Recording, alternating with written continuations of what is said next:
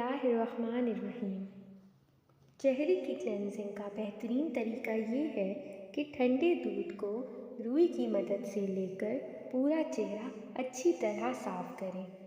दूध के इस्तेमाल से आपके चेहरे की जिल्द तरोताज़ा रहेगी। नाखून पर तेल लगाने से बुढ़ापा जल्दी नहीं आता और दिल और दिमाग तेज़ होता है। कलवंजी के दाने वज़न कम करने में मदद करते हैं।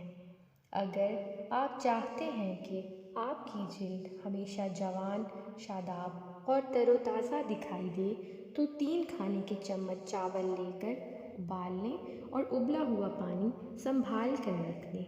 अब चावलों में 1 चम्मच शहद और 1 चम्मच दूध का मिलाकर उसका पेस्ट बनाकर अपने चेहरे पर लगा लें और 10 मिनट के बाद चेहरा उसी पानी से धो लें जिसमें चावल उबाले थे। हफ्ते में 2 से 3 दफ़ा इस पेस्ट का इस्तेमाल करें। आपकी उम्र 10 से 15 साल कम नज़र आना शुरू हो जाएगी।